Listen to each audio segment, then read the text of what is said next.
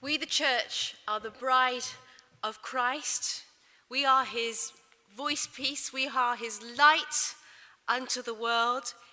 He only has one plan, and it's us, to speak of him in our nation, in our nations, in our communities today.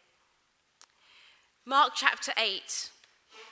Then he called the crowd to him along with his disciples and said, "Whoever wants to be my disciple must deny themselves and take up their cross and follow me. For whoever wants to save their life will lose it, but whoever loses their life for me and for the gospel will save it. What good is it for someone to gain the whole world, yet forfeit their soul? Or what can anyone give in exchange for their soul? If anyone is ashamed of me and my words in this adulterous and sinful generation," I want to say that again, it's me and my words. It's not being ashamed of Jesus, but also not being ashamed of everything that flows from him, which makes all the things that we have been talking about today primary gospel issues. They're about the redemption of individuals. They're about the redemption of relationships. They're about the redemption of families. It's about the redemption of communities. It's about the redemptions of towns and nations. It's about the redemption, actually, of civilization. It's that crucial. It's that critical. It's where truth in our time is under attack, on the very image of God, on the very image of how it is that he has made us male and female, of how it is that he made us to be, to live in union and community with one another.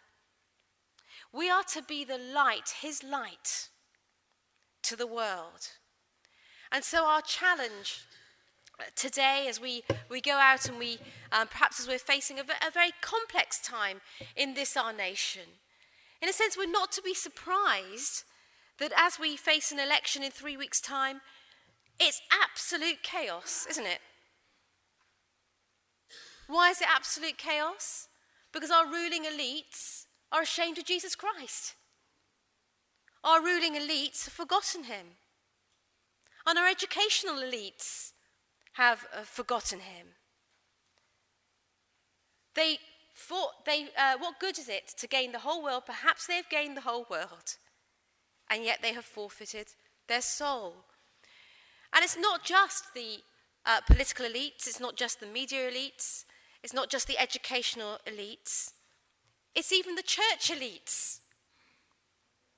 We failed to sound a clear trumpet into a confused and hurting nation. And as a result of that, we're left in this current chaos. And we are without excuse. Why are we without excuse in this our nation? Because we, in Great Britain, have known the magnificent blessing of what it is not to be ashamed of Jesus Christ. Going right back to the Magna Carta, where we have recognized Jesus Christ as central to our systems, central to our legal systems, educational systems, health systems. And so, in many ways, it's catastrophic that seemingly, in just a few years, we have so abandoned him. I'm now just going to present a very quick history of what's happened with regard to the issue of homosexuality in particular in the law over the past 4 or 5 decades, to look at where we have ended up today, and then again to think about how it is that we might respond. So if we look at how quickly things have changed in our society, in 1967, the Sexual Offences Act decriminalised homosexuality. It was only in 1970 that the Gay Liberation Front was established. In 1992, we had the first Gay Pride Festival. In the year 2000, the policy of barring homosexuals from the military was scrapped. In 2003, Section 28, which prohibited the promotion of homosexuality in schools, was repealed. Also in that year, the gross indecency laws were abolished. In 2006, the Equality Act sexual orientation regulations were passed, which made it illegal to discriminate in the provision of goods and services on the grounds of sexual orientation. The age of consent was equalised. In 2006, Stonewall issued their first report on homophobic bullying. In 2010, we have the Equality Act prohibiting discrimination on the grounds of sexual orientation. In this time as well, we have in 1973, the Matrimonial Causes Act, which allows for no fault divorce, and cohabitation laws, which begin to mirror heterosexual marriage laws, which is a weakening of the high place of marriage as between a man and a woman at the heart of our law. That's back in 1973. We have reproductive technology begins to make so-called advances, so you begin to have the possibility of creating children outside the sexual procreative act between a man and a woman. So in 1978, we have the first test tube baby born, Louise Brown. Then we have the Human Fertilization and Embryology Acts of 1990 and 2008. These liberalised the law with regard to access to IVF treatment, access to donor sperm, access to surrogacy. What does this mean? It makes it increasingly easy for people who are either not married to have babies, either by way of donor insemination or by way of access to a surrogate womb. Up in 2008, there always needed to be the consideration of the child's need for a father, but in 2008, that was abolished, and we needed now to consider a supportive parental network. In 2002, we have the Adoption Act, which allows for same-sex couples to adopt. In 2004, we have the Gender Recognition Act, which gives legal recognition to a transsexual's acquired gender. We have the Civil Partnerships Act of 2004, which allows same-sex couples to register as civil partners. And then in 2014, we have the Marriage Same-Sex Couples Act, which allows for the redefinition of marriage. But this is not all about homosexual rights. This is about the wholesale redefinition of family. Because now what a family means in a law is a man and a woman, whether they are married or cohabiting, able to have children either naturally or by way of IVF or fostering or adoption, or two men or two women able to have children either by way of accessing a surrogate womb for the two men or by donor insemination or by fostering or adoption. Each one of these models is now equally protected in law. So what you have in law, at the heart of our society and protected in law, is those various models of family. And you see how quickly this has happened from that, if we would go back to the 1960s, where I'd say that we had the sexual social revolution. Always sold to us, all of these steps were kind of incremental steps, and always sold to us as human rights type steps.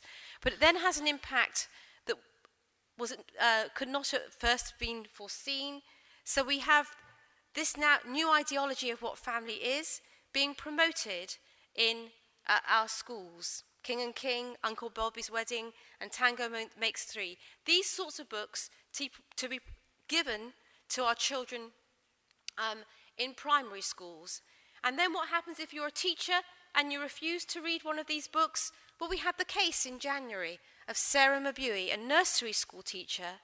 She said in her disciplinary that she would not read one of these books to a baby. She was in the baby room, aged between 6 months and 18 months.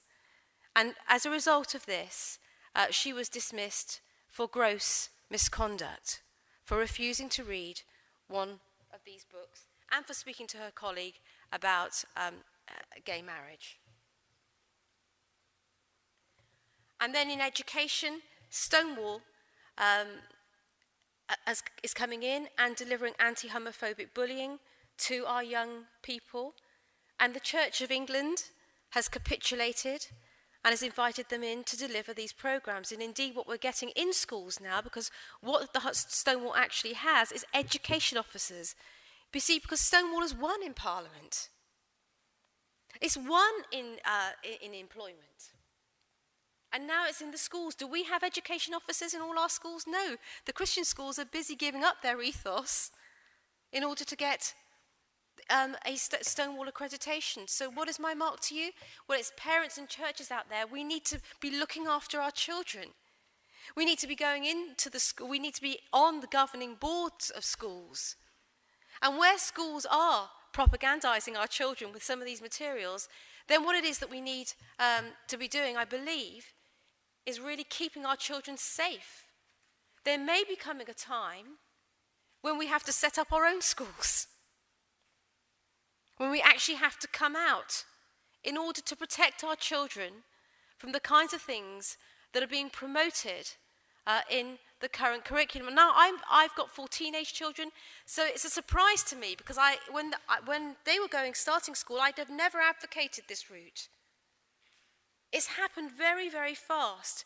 But now I see how the friends of my children, what they think and what they're being taught and what is being normalized for them.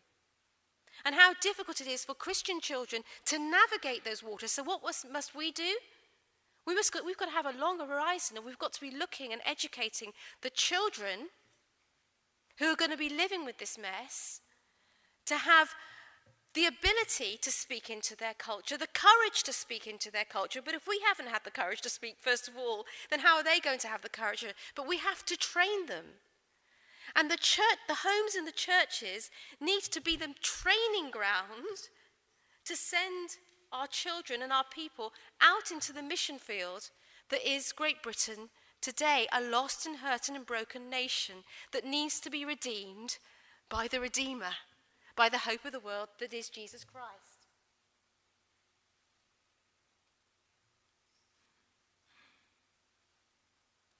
Oh, sorry. Paul, is he here? Hansel.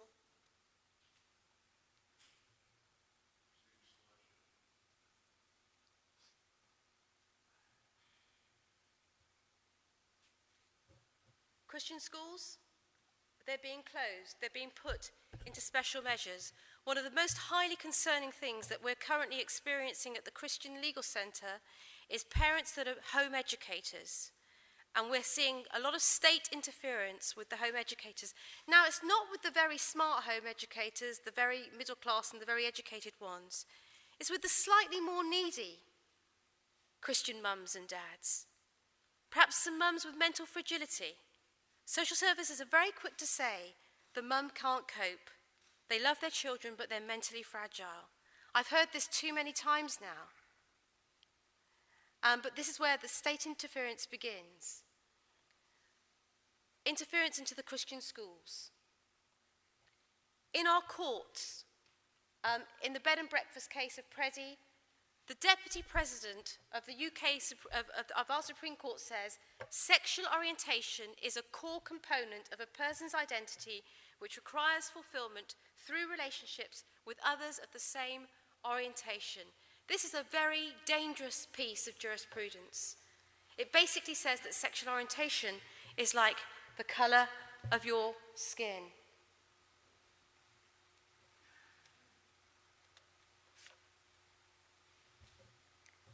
Pressure in Parliament. Geraint Davis's private member's bill to prohibit gay to straight conversion therapy. Again, those loaded terms. He knew that this bill wouldn't get through.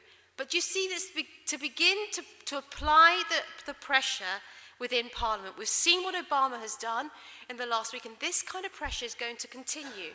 Now, Geraint Davis has a majority in his constituency in Swansea West of about 200 or 300. Geraint Davies needs to lose his seat. He needs to lose his seat. So if any of you are from Wales, or the reality is this, we know that one place that we need to target is Geraint Davies because it's utterly winnable. A church could win that. A church could make the difference in that constituency. Because a little bit like removing Evan Harris, Linda Rose was very involved in a campaign to ensure that Evan Harris did not take his place back in Parliament in the last election. These kind of things are very important because Evan Harris was disproportionately powerful in terms of what he was doing in Parliament. Similarly with Geraint Davies, he is a man on a mission on this particular issue. So it ought to be something that we focus on. As we've heard today, the professional bodies actually opposing any psychological treatment such as reparative or conversion therapy and failing to support people like Mike Davidson, removing the possibility of him becoming a therapist doing psychodrama. It is appalling that Mike Davidson is unable to do this.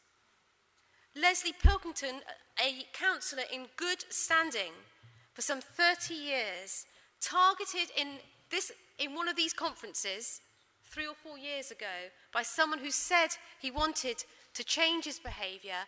He was a journalist, it was a sting, she gave him what he wanted.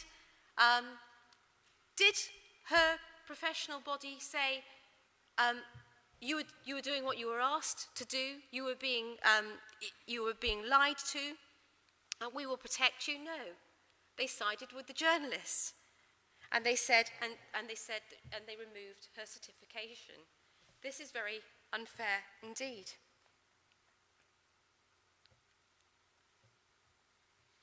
At Christian Concern, we take away the Wilberforce Academy to train young people in this matter and in others. Over a week, we take them to Oxford University, and the gay and lesbian transgender group there complained that we were there. They said that we were homophobic, that our views were homophobic. As a result of that, the president of Trinity College said this: Trinity regrets that any current or old members are upset by the fact that we gave house room unwittingly to Christian Concern. Any profits from the conference will be given to an appropriate charity, to Stonewall. Trinity is determined to maintain a reputation as an open, tolerant, and friendly college. The bursar at Trinity College said to me, I've been in the army for 35 years. I was taught to stand up to the bullies. Let me say that coming here to Oxford, we are unable to stand up to the bullies. And Andrea, the president of Trinity College, has asked me to ask you to make this situation go away. We can't now book our college in Oxford because they're all booked up, do you know, for the next 10 years. The reality I've sometimes reflected on this. I'll take you to the next slide before I tell you the story. Our conference, this was before same-sex marriage was passed. We sought to hold a conference, one man, one woman, making the case for marriage for the good of society. First of all, at the Law Society, it was said that we breached their equality policy for holding this viewpoint, because they believed in equal marriage. This was before the redefinition. And then, so they revoked our contract. We then sought to move our conference to they said that we could hold the conference in a church. We said, we don't want to hold the conference in a church. We want to hold a conference in the public space. We then moved to a government operation, to the QE2 Centre outside Parliament. And the night before, the chief executive called me and said that our conference, making the case, one man, one woman, making the case for marriage for the good of society, was inappropriate, that it breached equality and diversity policies. You know when Wilberforce and Wesley were locked out? of the churches and the colleges in Oxford? Should I tell you how it happened? Should I tell you how it happened? Very, very, very quietly. Very quietly. You see, I looked around me at Oxford. I said, where are the pastors? Where are the strong men of God coming to rescue us, coming to rescue these fantastic young people? And I looked around me at the Law Society and I said, where are those strong Christian lawyers who believe in justice and freedom of speech? And I looked around me at the government institution and said, where are the politicians, the principal politicians who are going to come and look after us for freedom of speech? You see, what happens? What happens is, first of all, you're ignored. And then you're marginalised and pushed out. Then you're fined. Then you begin to get fined for bringing the bus adverts case, which is a direct response ad. Some people are gay, get over it. Mike Davidson advert, not gay, ex-gay, post-gay and proud, get over it. A direct response ad. The judge said all adverts should go up or none. Stonewall have continued to run their adverts in breach of the judge's ruling. But what has happened? We have been asked to pay costs in the sum of £100,000. We're appealing this, simply for bringing this case. Why? There's a long story to this, and I've been given my 2-minute warning, which is now down to about 50 seconds. 50 seconds. But the point, because what they want to do then is to penalise you out of the public space. So here, just flash through the pictures, look. This is me and you. This is us. This is us.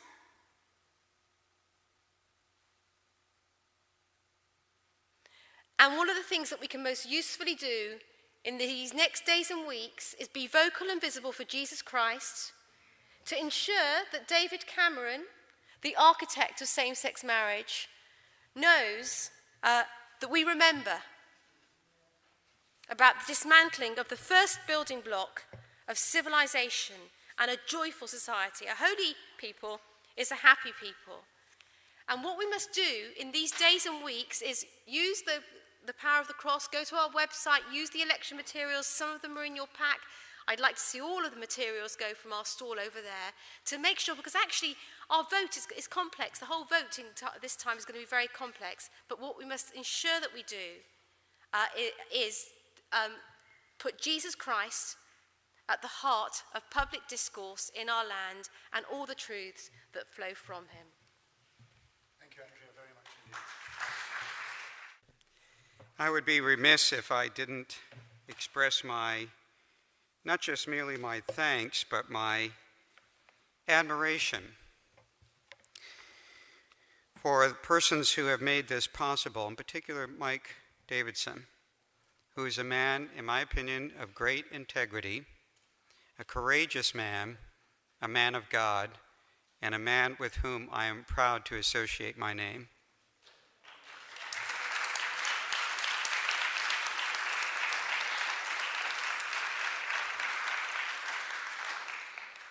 You deserve that applause and more.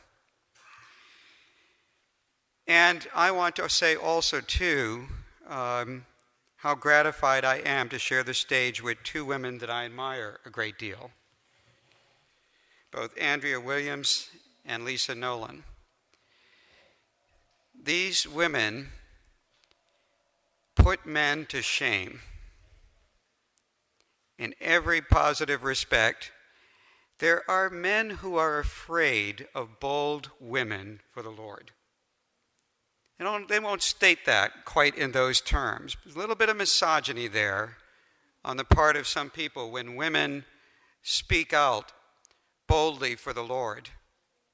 But I am honored to share the stage with them. We give them applause.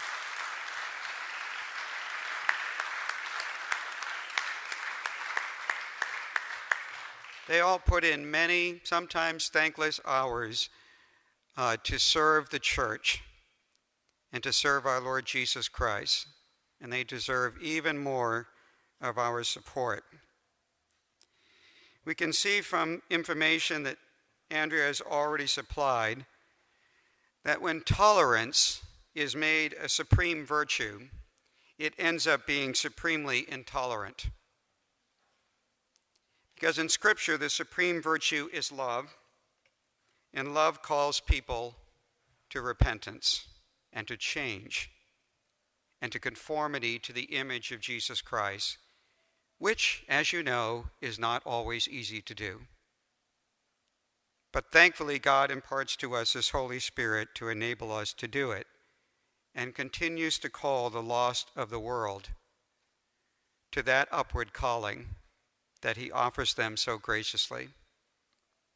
What we are encountering in society now is nothing less than totalitarian thuggery under the guise of tolerance. And one only wonders how long and how much more it takes for the church to rise up and to defend its children. Because whatever difficulties we go through now, it is nothing compared to what our children will go through. So we must be bold for them, and we must be bold for the broader culture, that although they attribute our motive to hate, it clearly is one of love and concern. Either that, or we're all a bunch of masochists who enjoy pain. And I can assure you I don't. I remember in the 7th grade when I dissected an earthworm and it squirted into my face, I determined I would no longer go in the medical profession. I thought New Testament was a little safer, but it turns out not to be the case. So, what really is at stake here? What is going on? To me, 3 main elements come to the fore. One is, with this kind of totalitarian thuggery, an increase of homosexuality in the population. Now, I know that people immediately rise up and say, oh, that's outrageous, we're all born that way. Well, that's an ignorant viewpoint, let's just put it frankly. To say that macro and microcultural influences, individual psychology, and blind incremental choices in life have absolutely zero impact on homosexual self-identification is not, in fact, supported by the evidence. Even as early in the 1990s in the National Health and Social Life Survey in the United States, which was a study largely produced by University of Chicago researchers, which is one of the top schools in America and hardly conservative, said that they expected that they would find that homosexuality was like left-handedness and largely resistant to demographic influences. That was what they were expecting to find. Instead, what they found is that it was very much impacted by demographic influences, including degree of permissiveness in society as a whole for males and educational levels for females.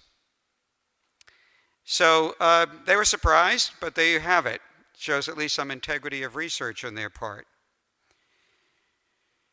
The development of same-sex attraction is not a deterministic model, as though people, given some extraordinary congenital influence and no amount of microcultural influences or any other influences can make an impact.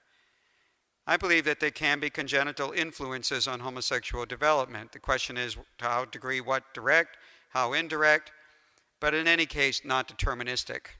It's not like gender, it's not like eye color. There are many other factors that play into it.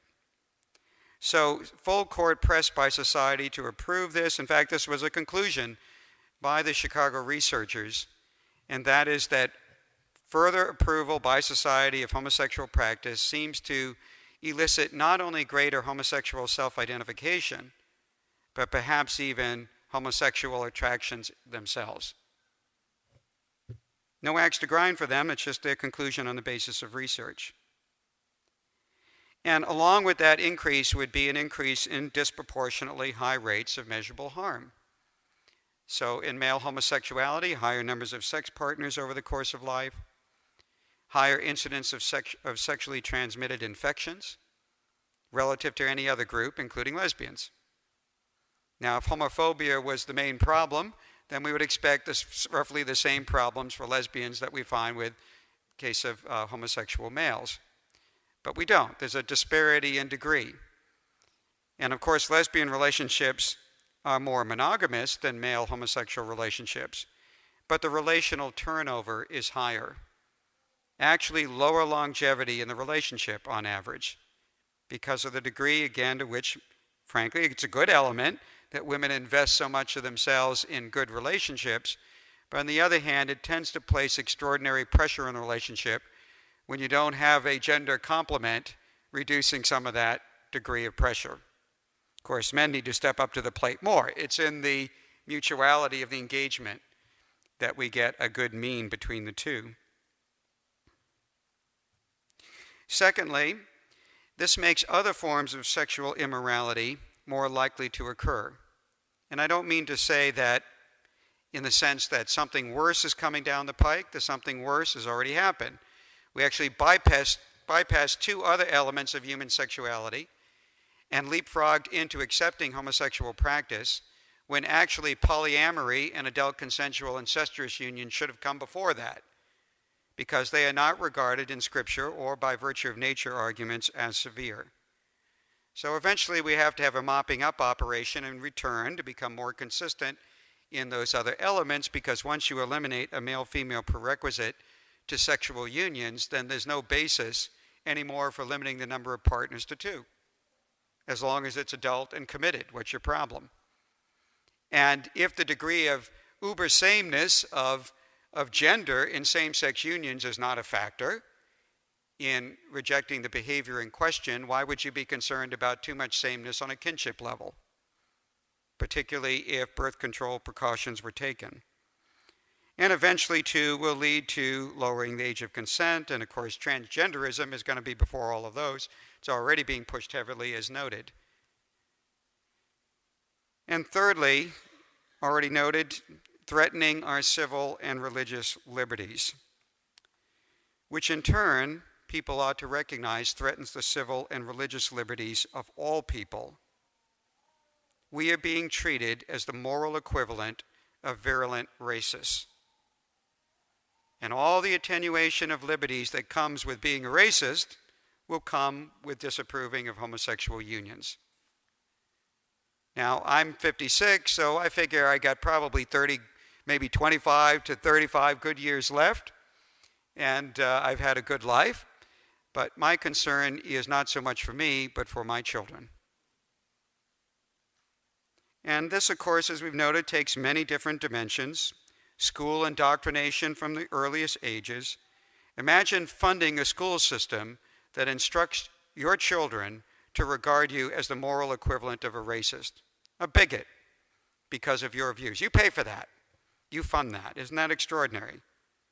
Confusion of young persons' identities from the very beginning, right? Studies have shown that teenagers make great shifts in sexual identification. And yet, with a full court press by the state, what will be the impact of that? Necessitating that we provide directly goods and services that promote gay marriages that we regard as offensive to our belief system. You got a problem with that? Tough cookies. Too bad. Don't like it? We take your job away. Don't like it? We fine you tens of thousands of dollars. Right? So you can be a baker and say, well, I'll bake a cake for same-sex couple getting married, but I just don't want to use my artistic abilities to word it, to design it, right? Because that involves me in the approval of the relationship, which is a violation of my conscience. Too bad. Do it or perish. Same thing with florists, photographers, justices of the peace, on and on down the line. We must all be made complicitous to this immorality. We even have cases in the United States where white-collar workers, if they are writing even on a Facebook page their disapproval of homosexual practice or gay marriage, in some cases have been fired. Not even doing it in the workplace, but outside the workplace. Extraordinary. Who would have thought this a decade or two ago would ever happen? Adoption, foster care, you've got to sign off to the whole agenda there to be part of that. We must undergo indoctrination in the workplace, whether or not we like it. It's almost like living in North Korea to some extent, right? We got to be brainwashed whether we like it or not. educational opportunities being attenuated. You're in certain programs like training for psychology. If you don't buy this program, then you can be run out of the program. Diversity recruitment, did you know actually goes on in the colleges? So that this is actually a plus if you self-identify as transgender or an active gay or lesbian individual. That's actually a plus for you getting into the college. And affirmative action programs are in place in all the major universities and colleges in the United States on that score now. Christian groups are driven off of campus if they will not allow persons who self-identify affirmingly and engage in this behavior, even in a Christian group that feels, an evangelical Christian group that regards this as immorality. If you're not willing to have them as a president of the group, violating your core values, your group is off the campus. And this is just stunning kind of stuff. In essence, we're being completely driven out of the public square, subjected to unending verbal abuse and deteriorating the whole civil discourse of the nation. And yet still, I meet Christians who say, this is not such a big issue. What is going on here? What else does it take? What other issue do the civil and religious liberties of believers suffer to this extent? There is nothing even remotely close. I don't even know why we have to make a case here. It is so patently obvious, but because Christians are so afraid of human beings, and more afraid of human beings than God, they do nothing for the next generation, right? I wish the generation before my generation had done something more. Because had they done it at an earlier stage, we wouldn't be in this mess that we're in now. Okay, but as bad as it is now, it'll never get easier in the future than today. So granted, it's bad now, but here's the note of optimism I'm going to give you. It's going to be worse later. So be of good cheer. Say something now, while there is a limited door still open to say something. And remember what Jesus said, right? Our loving Messiah, who said, fear not those who can only kill the body, but fear the one who can send both body and soul to hell. Thank you. I'm delighted to be with you today. I'm a sex historian for my sins. Must be lots of them. I've been tracking this for about 40 years now. Rob is right in terms of it will only get worse unless we up our game. I do a great deal in terms of damage. All this stuff, we've started to see the underbelly, the damage from this sex revolution. It's now a pansexual revolution. But particularly, to be honest, the folk who are driving this, they don't give a damn about us. We're dinosaurs. What they're after is our children.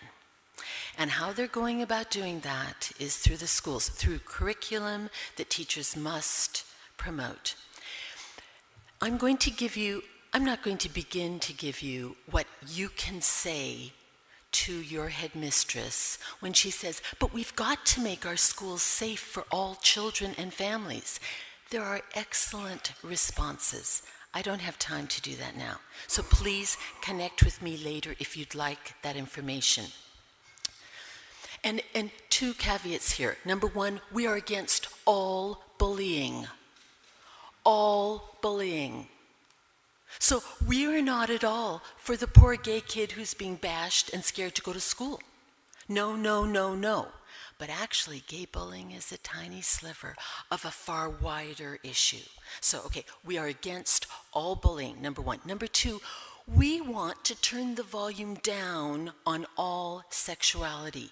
Kids need sex like they need a hole in the head, because kids are not adults. Adults are not kids. See, we're approaching this in all the wrong way. So do get in touch with me if you'd like to know, what can I say? Because we haven't actually begun to come back onto the forefoot in terms of this particular issue. But right now, because he's behind me, I've got to go fast. May I flag in terms of the bigger sexual revolution, the superb after the ball. If you want to know really what's going on, psychological conditioning, actually this is a superb book. I love it. Written by two gay guys. After the Ball, How America Will Conquer Its Fear and Hatred of Gays in the 90s. Kirk and Madsen. Superb propaganda. This is exactly why we are where we are. Do have a read. Get back to me if you want to discuss it. So that's the bigger picture. But the other thing, please know, LGBT is just the first 4. There are about 3 or 4 more sexualities and family forms who are coming out now saying, me too, me too. Why is it you don't include me, Stonewall? And they say, go back in your closet. We're not ready for you yet. See, they discriminate too. So with my lovely Christian MP who tells me, sorry, Ms. Nolland, we've just got to make all our schools safe and inclusive, and I know you have these religious hang-ups, but I say, fine, why don't you do what you say you do? You do not do what it says on the tin. You do not include all. To wit, and so, please can I show you my evidence? Love to talk about it. Somehow, she never is able to find the time. Anyway, that's a superb argument. Get back to me. Or else if you disagree, no, Lisa, you're wrong. Fine. You then tell me why I'm wrong. My family will love you because living with me is like living on Mount Vesuvius in AD 79. Okay, so we're going to now talk about CHIPS. This is a program right now in dozens of schools. Where's Brian? This man here knows more about CHIPS than anyone that I know of on the planet. Do get in touch with him if you want to bring him to your church, whatever, to say, what can we say and what can we do about CHIPS? But just so you know, and if you'd like to see, these are examples. Again, I don't have time, but have a look if you like. Here.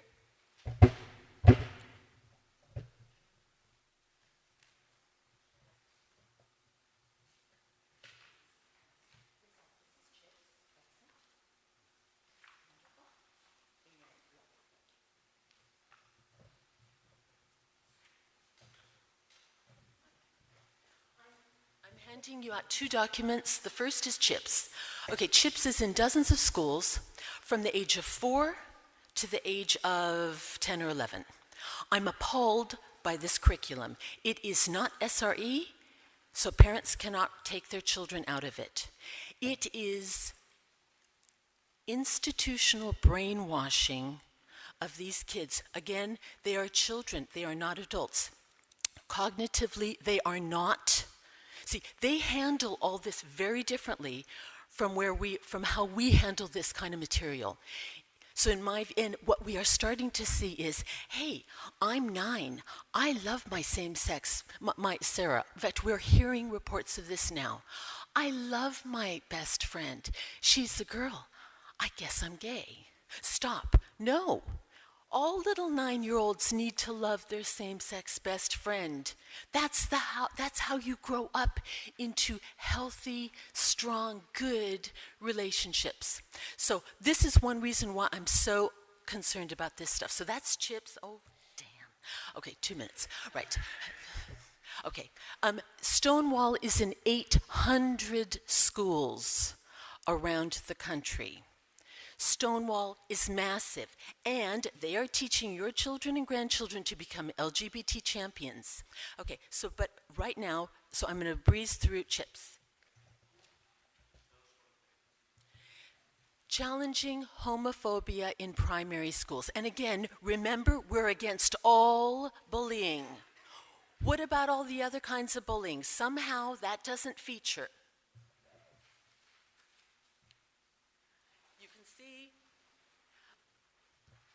So the same little one. So we have lesbian moms.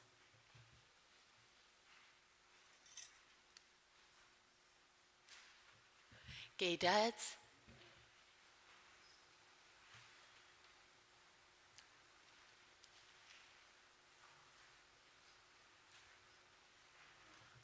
This is just tragic. This poor little boy. And he thinks he's a little girl.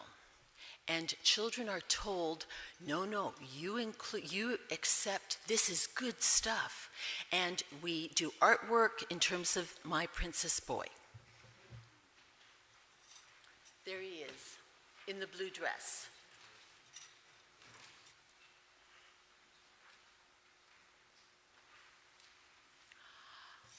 This is very interesting. In this book, in this curriculum, in terms of CHIPS, children are to go through a mock gay marriage ceremony.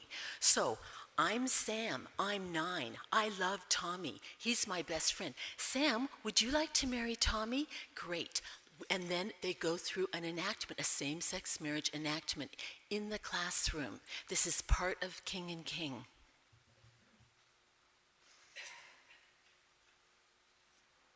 Yeah, almost done. Yeah, okay. Almost done. This is where the train is headed.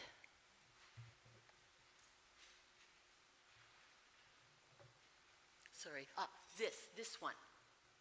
See, this is not about making schools safe. This is about children coming along to the LGBT. Now, again, if it was really like this, I wouldn't be having kittens. It is not.